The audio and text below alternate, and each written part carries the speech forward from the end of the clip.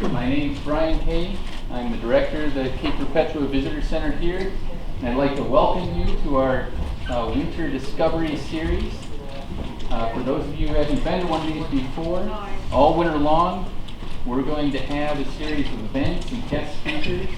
We have scientists, authors, Forest Service staff, and we're going to cover a wide range of issues, geology, wildfire, forest science, history, and wildlife, as we have today. So today we're very honored to introduce a very special guest speaker, special to us here at Cape Perpetua, and also to me personally. This is our Science Law National Forest Interpretive Specialist, Dave Thompson. And for those of you who don't know what an interpretive specialist is, I'm sure you will by the end of this presentation, because you're going to see the best in action. And in essence, what an interpretive specialist does is connect people to public lands and to the resources and the mission of our service. And nobody that I know does that better or believes in that more than Dave Thompson. I actually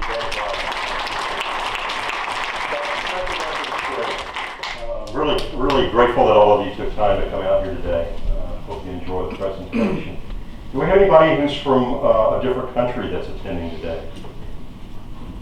No, all U.S. folks. Out of those of you here, how many are from out of state? Anyone? And can you just quickly tell us which states? Utah. Oh, all right. Just got back. Ohio, I live here. Yeah, we were talking earlier. We're Oregonians. We clip the driver's licenses. Sworn the allegiance. That gives us that right. And the lady in the back from Maine? Okay. Anybody else on this? No? Anybody here from Texas? We're in Texas. That's too bad. Obviously, that's where my roots are, so I can get away with things like that. Anybody from Oklahoma? Oh, are they lucky? Because I know some really horrible Oklahoma jokes that are just really tasteless. Wouldn't be appropriate for children either, so that's a good thing. Anybody from Washington? No? California? Okay. Welcome. Nevada? Oregon? Okay, of those with your hands up from Oregon, please put your hand down if you're a Beaver fan.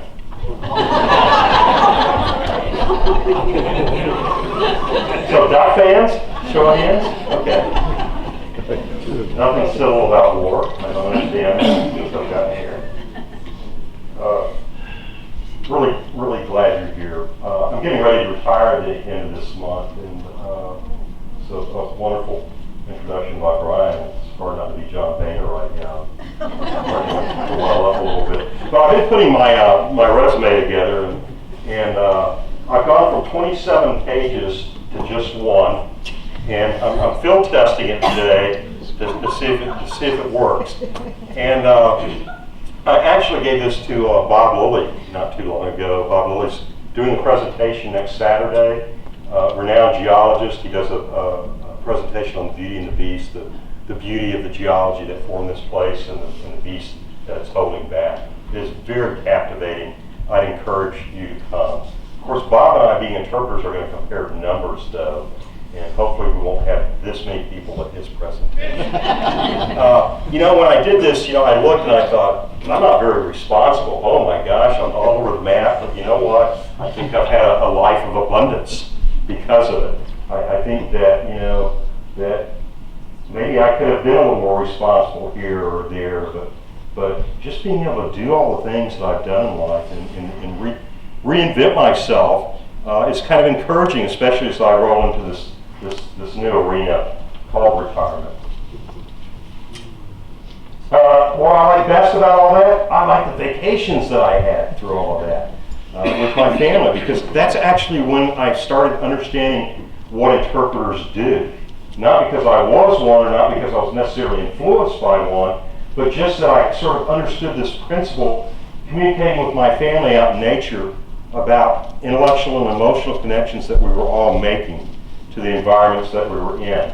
And my spouse and I were both educators, so we had our summers to actually pack it up and go to Yosemite or go to our national forest or go to the Grand Canyon. We did our birthdays outside, we did Easter outside. Camping was very much a privilege, and I really began to appreciate our public lands and the opportunity that it provided us as a family. So, how did I land here? Back in 2002, I was actually teaching at Texas A&M University. My wonderful family had all grown up. My wife and my children grew up, and they moved out and moved on. So I'm sitting there, thank you for getting that. I'm sitting there all by myself. And it was actually, I was in the office, and it was Sunday, and all these Bradbury pear trees were blooming, which are just this magnificent white. They're so gorgeous. And I thought, what am I doing sitting here? Why am I not outside? So I took a sabbatical, and that was in 2002, and I haven't gone back. Instead, I put a tent in the back of a SUV, and I went coast to coast, trying to retrace some of the places I've been, and just became totally irresponsible until I realized that I was going to all these national parks, and I really liked what they did. And I thought, I want to do that when I grow up. And since I'd already grown up, that's what I did. I started with the National Park Service, and that was at Oregon Caves National Monument, where I met Brian and begged him to come join me at a later date. A lot of people confuse what the difference between the national parks and the National Forest Service is. That's okay. That's understandable. In the national park, we're referred to, the interpreters, as field rangers. I'm sorry, as park rangers. We don't use that in the National Forest Service because that means you're somebody like really important if you're called a ranger, like Carl Bauer sitting here. The national park is administered by the United States Department of Interior, and the National Forest Service by the United States Department of Agriculture. Where else but America would we do it this way? I don't know. In the Forest Service, that's our emblem, and I'm called a field ranger just because I'm an interpreter. Otherwise, really, the ranger is somebody important and not just somebody who talks a lot. Both are kind of like the ducks and the beavers. They are a little bit competitive, and that's okay. That keeps us all interesting. And both are driven by missions. Missions are important. They give us substance. They give us our values. They unite us, and they tell us what it is that we're supposed to do. And if you put the two up together there and look at them, the National Park Service being on the top and the mission of the U.S. Forest Service on the bottom, how rude. Oh, it's for me? I'm sorry. No, I do have to take this off. Yes, Mr. President. I did think I saw your motorcade pass by. There's no parking? Well, dude, I told you to come early. What are you doing? Yes, actually, I'm talking about both of them now. No, sir, I failed to inform them that they were both part of the executive. Oh, well.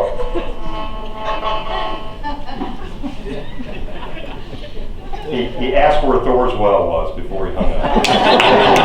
Oh, boy. So, before that rude interruption, anybody see a similarity between these two missions? Word or words? Future generations. Future generations. Yeah, all the missions. If you look at the BLM, some of the agencies that I'm not even mentioning, we want to make sure whatever it is we're doing, we do it for folks now, and we ensure that young people in the future have those same options. But there's one word in each of these missions that really separates us, and that is preserves and sustains. And if you were to do, what's the difference between the two agencies in a nutshell? It's that the National Park Service is all about preserving something just as it is. The National Forest Service is about sustaining it. So when it boils down to visiting them, you have a lot more that you can do in the National Forest. interpretation is not a huge element of the National Forest Service, whereas it's almost the entire element in the National Park Service. That's why when I came over to the National Forest Service 5 years ago, they actually thought I was smart because they didn't know all these principles that we did all the time. You're in your Siuslaw National Forest here, and I think all of you would agree this is probably the most beautiful stretch of the Oregon coast. I mean, we go from this incredible basalt, black basalt, where the trees are meeting ocean, this view that you have right out here, and it plays out into the dunes down south.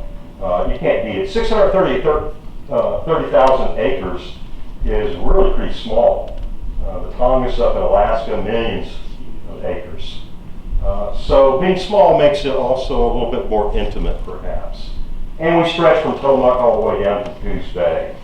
Our motto for the Siuslaw National Forest is restoration, recreation, and partnerships. Who lives here? It's easy. I can't find a place here. I might have to just kind of cruise around. Who lives here? You just have to look around and see. And there's lots of ways that we can actually tell simply by looking for evidence of what creatures you might find on the dunes or in the forest here. One of them is tracks. This picture was taken down at Oregon Dunes Day Use. The young lady who took it was actually doing programs that summer on tracks and scat, and she was finding magnificent kinds of things. And also scat. Any idea what that was, by the way? Elk. That's cougar. That's cougar. Pretty big. Any idea what that is? Elk. Cougar scat. Elk. Actually, it's bear. Excuse me. Bear. It's not elk. But there's something that all of you should know about scat, and I need a volunteer. Oh, look at this. Just pop right up to do a little rap on what scat is, so that you can remember this. It starts with an S and ends with a T. It comes out of you and it comes out of me. I know what you're thinking, but don't call it that. Be scientific and call it scat.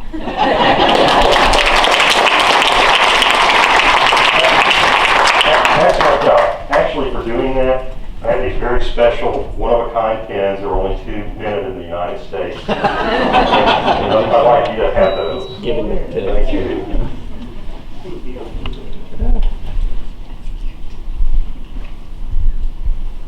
Finally, the story that I came here to tell.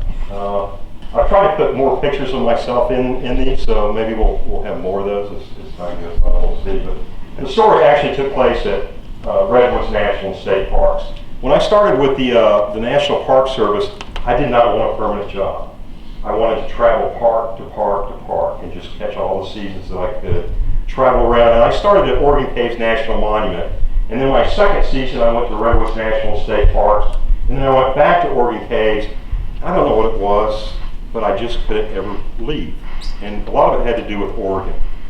Certain smells, certain sights, and I mean, the forest down, our forest here too, but down in the Doug fir forest smells so much like something yummy cooking in the oven.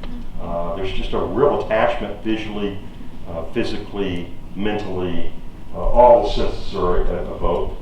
But I had a wonderful time in the Redwoods. I got to work with 4th, 5th, and 6th graders at a 2.5-day residential outdoor school. We had cabins for them. We took them out, did 3-hour studies of the prairie, 3-hour studies of oak growth, 3-hour stream studies. It was a blast. It was probably the most physically demanding job I've ever had, but it was just so rewarding. And once a week we had evening programs, and we did night walks. Very cool, with just lanterns with candles in it. Fun thing to be doing with kids. One of the real benefits of this job was they allowed me to put a little 16-foot trailer out on the Oak Davidson Ranch. And this is where, here we have forest meeting and interacting with the sea. At the Davidson Ranch, you've got prairie and interacting and meeting with the oak growth redwoods. That means lots of wildlife. It's on the road, by the way, to Fern Canyon. Anybody know where Fern Canyon is? So Fern Canyon is cool. I think it's a lot better than Thorswell. Don't tell anybody because you'll have thousands of people there just like we do for Thorswell. So it's a big secret between you and me. And wildlife was abundant. Small, like the salamanders in the grass, to the ospreys that were raising their young there when I was there. They like to talk a lot too. I don't know if you've ever listened to them. They go, we eat, we eat, we eat. It's like, okay, what do you eat? And in the evenings, just a chorus of the tree frogs with sort of serenade. You know, interesting how those go silent. You know, there's some kind of code between them that's always happening. And we had big animals, especially elk. This is the Davidson Ranch is actually behind a place called Elk Prairie Elk Viewing, and the elk were just everywhere in my yard. And I come home from work sometimes and drive through the viewing area, and all these people standing with cameras, no elk. They were all hanging out at my place. Especially the males. These were the males that didn't make the herds, and they sort of like to hang out, have coffee, tell old stories. It was sort of like a barbershop being there. The herds did come through, but they were a lot more skittish because they had a lot of calves with them, and they tend to move pretty quick through an area. And I noticed in observing them that they always had 2 or 3 elk that weren't eating. So they would move in, all of them would go down for grass except 3. And it was like, they're watching out. They're actually watching to make sure nothing's coming. Sort of like secrets of, all right, clear, let's move on to the next stop. The Indian words for these animals are white bottoms. Interesting. This one's name's Walter, and actually I started naming them because they hung around all the time and I could identify who was who. And Walter was probably the largest one. Struck me as being fairly old, didn't really hang out with anybody, and the only radio station I could get in the Redwoods was some horrible AM oldie goldie station, but hey, it was music. So it was always playing, and Walter loved it. Walter would come and lie down in the grass, and that was his spot. And I always wondered, does he really like the music, or does he feel safety within? I don't know, but Walter was the least skittish, and the longer I was there, the more they knew, oh, it's just Dave coming, no big deal. So much fun. Also had bear there, and this, in particular, this little cinnamon bear, probably 2 or 3 years old, about that big, I mean pretty heavy, but he'd come and sit in these old apple trees. There were apple trees over 100 years on the Davidson Ranch, and he'd love to climb to the top of that and just eat the buds as they were coming out. And he was always sort of just so nonchalant about where I was. In fact, when I took this, I was actually sitting in a lawn chair reading a book, and he came right by me and just sort of disappeared behind my SUV. And the hatch to my SUV was open, and I thought, oh, I've got food in the back. And hopefully you know that a fed bear is a dead bear, because they just, hey, in their minds, I got food from there. I'll always come back for food for here. And if you tell them no more food, they get angry. It's like if you and I went to McDonald's every day, and then all of a sudden one day we drive up to McDonald's and go, we're not serving you anymore, Dave. It's like, what? You're going to be angry, right? And that's what happens to bears. The first bear-proof trash cans were actually put into the Redwoods, and at that time they'd been there 10 years, and they didn't have any problem over that 10-year period. So I was real concerned that cinnamon bear goes by in my SUV, hatch is open, goodies in the back, and so I couldn't see. I kept looking in, and I couldn't see into the back of that vehicle. So I took the front, started rocking it, and go, hey, get out of here. And here came Mom up from the edge of the Redwoods. And Mom was probably the biggest black bear I've ever seen. This is not an actual shot of that bear, in case you were wondering. But all she had to do is stand up and start sniffing. It was like, okay, have all the food you want. And I retreated to my trailer. And fortunately, they left us alone. And no, there was no food. I didn't get in the food. It just kind of disappeared, which is the most incredible thing about animals in the wild. Sometimes they just can appear and disappear. But really what I wanted to see most when I was down in the Redwoods were mountain lions, cougars, panthers, painters, pumas, catamounts. They're all the same thing. Why are they called different names? It's just different regions. They're officially called Pumas concolor or Felis concolor, a cat of one color. And they tend to be, that brown or dark or whatever, but the Indians had beautiful names for these creatures that were so powerful. That was Cougar in the back. Is that scary?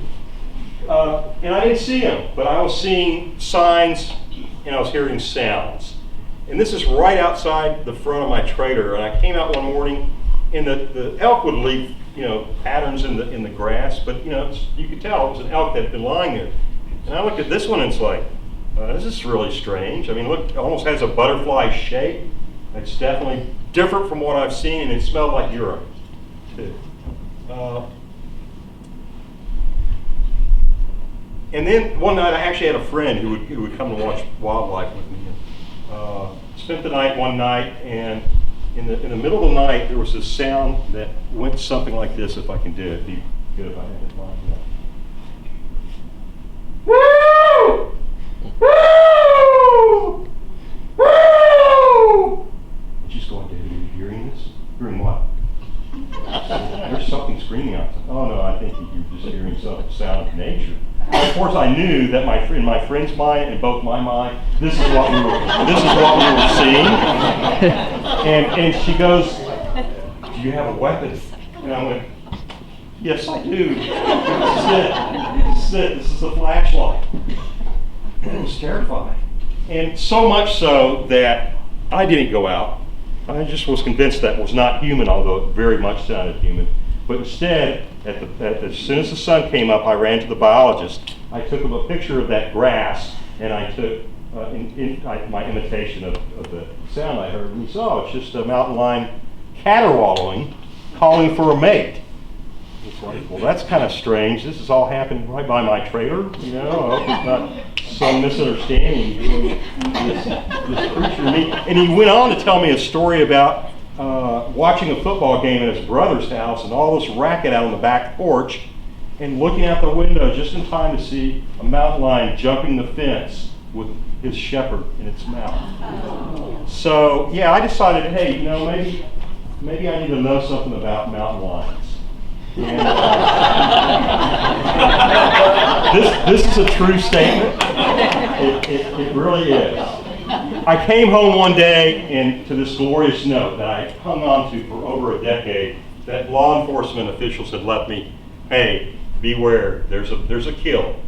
And I was so excited. So I hopped in the car, I drove up to this point 100 yards south of where my trailer was, and sure enough, buried with grass scrapings in the grass was probably an 800-pound elk. That's like several of me in the weight, 5 of me.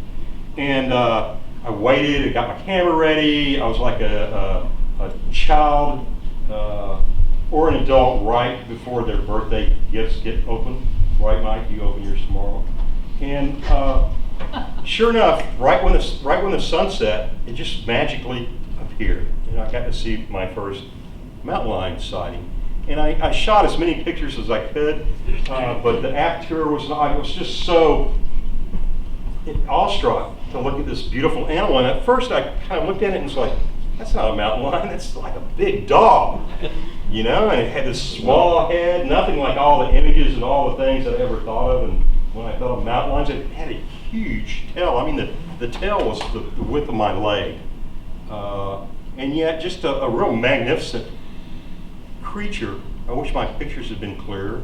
And it was just an awe moment, like, wow, how many people get to experience this? And he was just chowing down, and he with ease would break the ribs out of this elk and come up with just mushes of flesh in its mouth that was chewing. So the awe moment kind of went to a moment. But wonderful. I got for a week to watch this go feed. So I'd go home as early as I could, and sure enough, as soon as the sun went down, boom, it would be magically there, and it would eat until it was full, and then magically disappear. So I was there a little bit early one day, and I was sitting, and I noticed I'm getting closer and closer. I was really pushing my limits. I'm in the car, but I'm reading, and I looked up, and right here in this Himalayan blackberry bush is the mountain lion watching me. And it was sort of one of those moments like when you see your neighbor, but you don't want them to. And so you pretend like you haven't seen each other. And it was one of those, I was like, oh, I'm not here watching you, I'm just here reading Time magazine, see, and it started mimicking me in things that I was doing. I started yawning, and I'd look out the corner of my eyes, and this animal was yawning too. And yeah, it kind of was creepy, But what a great experience.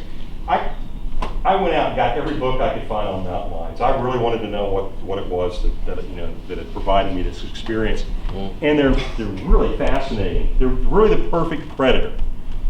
Starting with the ears. The ears there's a large middle area of the ears that actually allows them to hear in ultrasonic type ranges. Plus, and a kid showed me this, if you take your hands and you cup them, you can hear a lot better. I do this in the forest a lot. Plus, they can move theirs, unlike me, so they can hear what's coming up from behind, or they can hear both directions, and they have that ability. Eyes are really fascinating because they actually overlap in vision, which allows them to have somewhat like binocular type of vision. They can kind of zoom in and zoom out. There are a lot of what are called rods in the eyes, so they see best at dusk and dawn. That's why this guy, every time I saw him, it was usually at those two times. And of course they're predators, so they're sort of focused on what's in front of them versus your prey, which are on the side. Another cool thing it shows you. This is a predator, this is a prey, because prey is always looking out for this guy, right? That's coming up to them. Teeth, no doubt a canine, right? What we would call molars in our own mouth, I think not. These are for nothing but tearing and consuming. And you'll notice this is a real skull, how small it is. The body, it's just a mass of muscle. I think that's what impressed me so much about watching this animal, how strong it was, how it could drag that 800-pound elk with its mouth, 3 feet in the grass. Try doing that with 5 people, with your own teeth, and see how far you get. It's not going to happen. The tail serves such a purpose, and it's huge because it's balance. It's their balancing act. It gives them that balance they need to be the perfect predator. Other adaptations, speed. I read that they go 50 miles an hour, but tell me this, why is it that mountain lions can catch pronghorn antelope, which are North America's fastest animal, being able to hit speeds of up to 80 miles an hour at 3-second bursts? That's faster than your mom drives.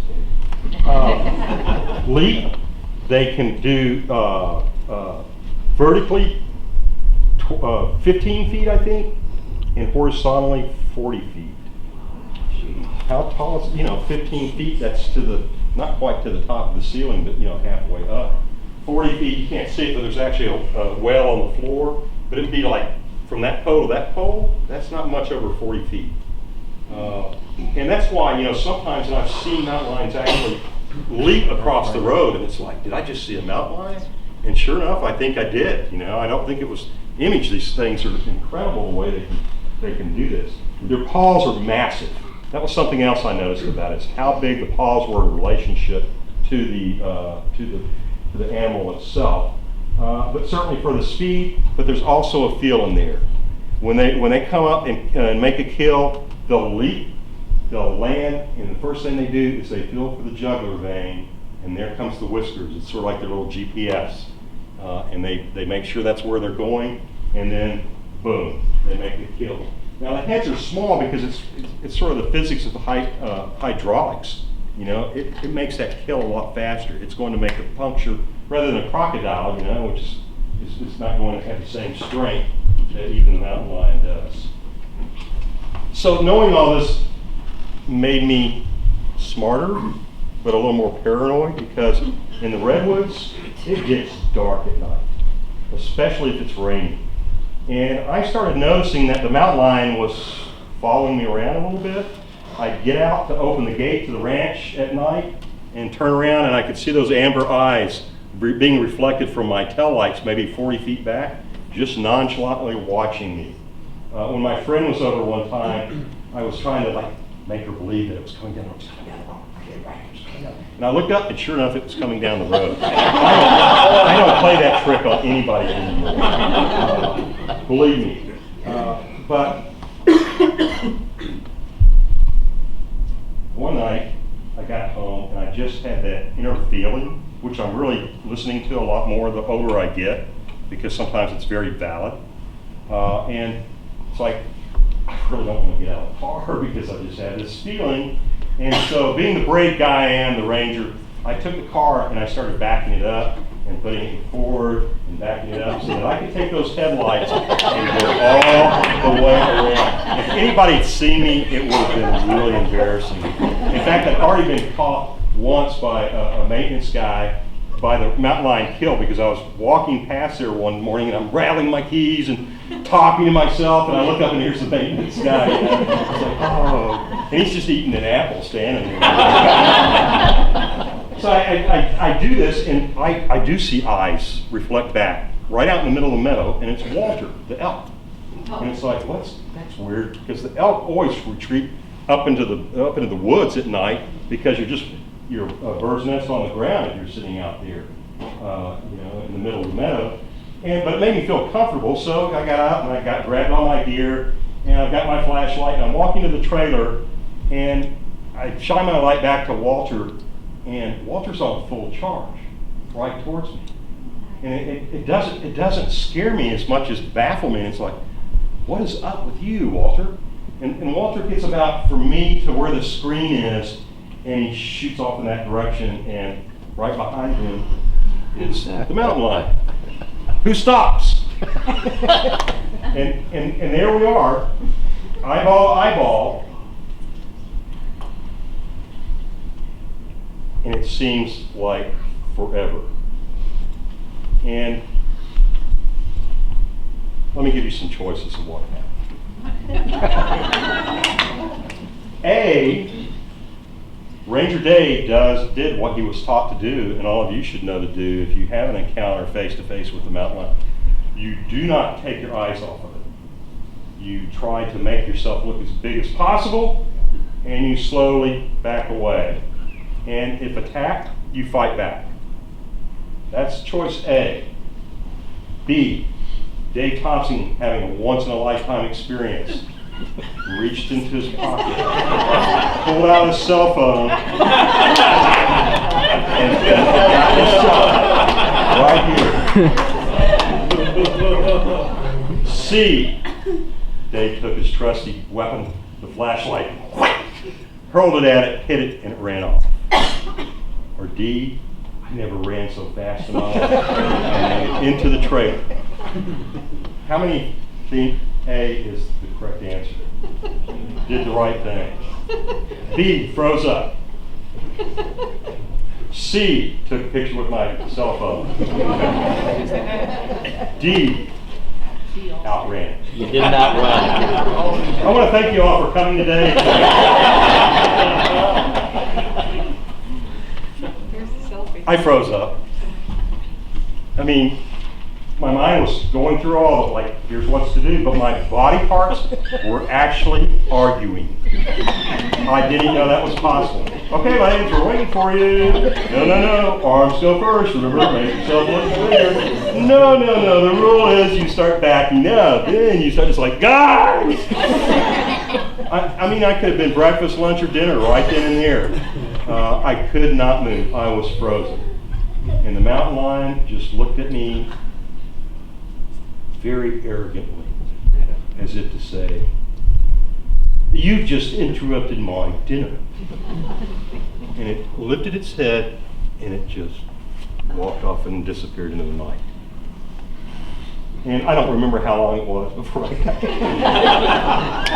anything to respond, but I tell you what, I really wanted to go and do some more research. I'd read a lot, but I wanted to know, how many people have been killed by mountain lions.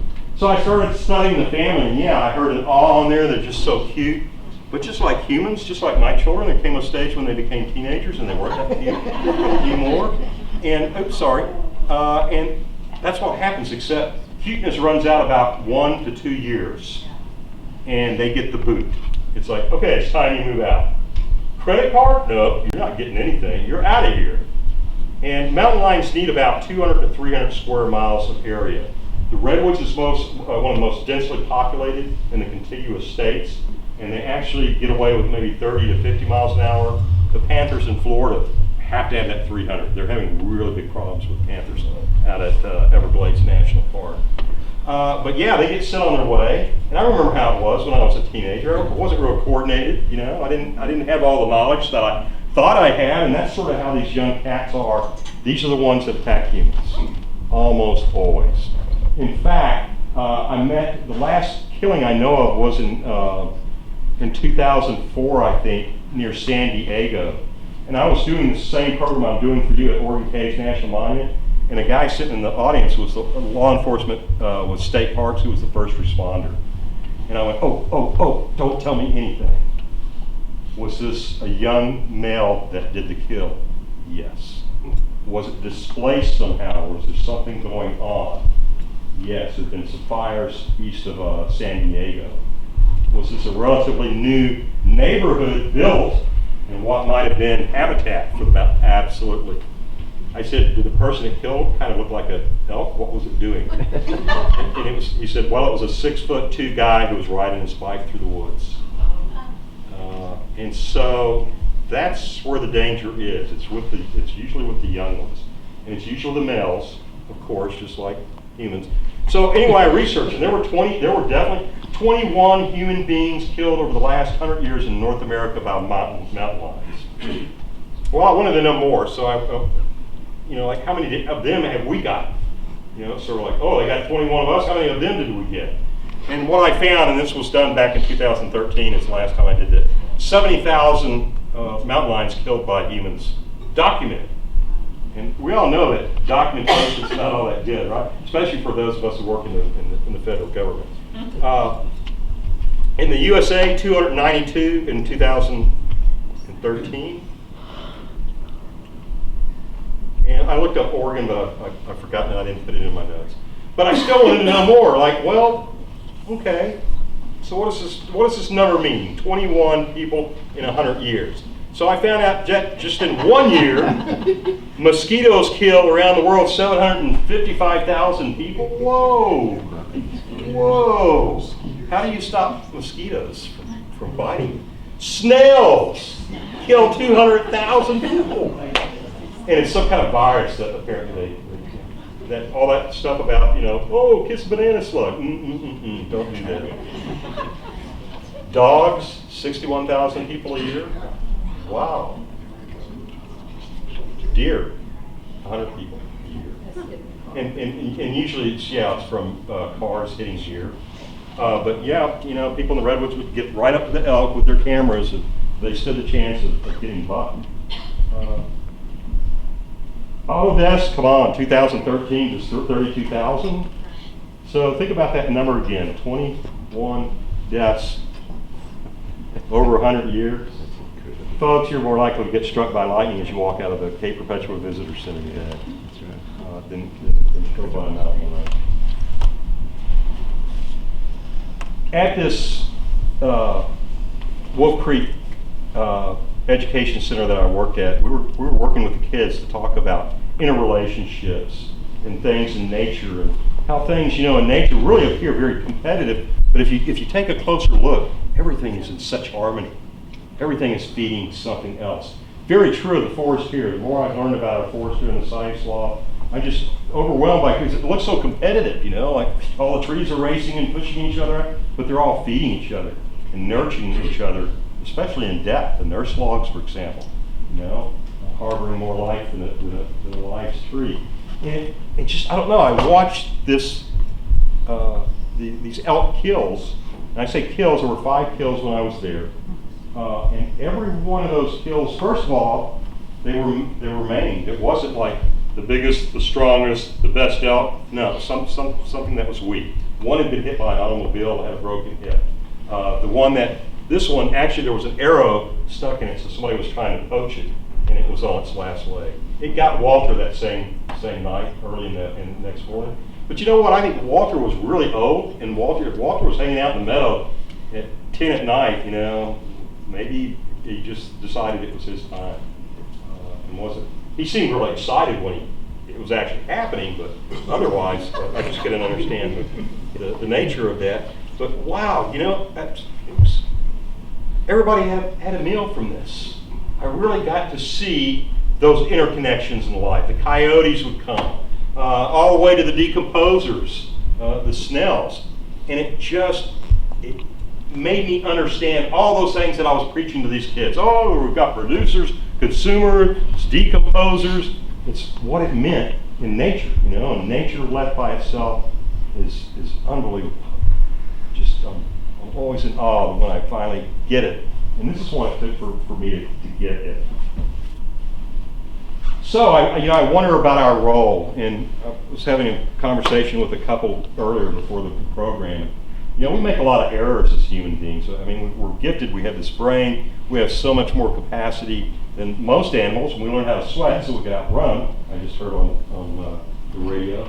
But it's like, you know, what is our reaction? What is our relationship? And what should it be?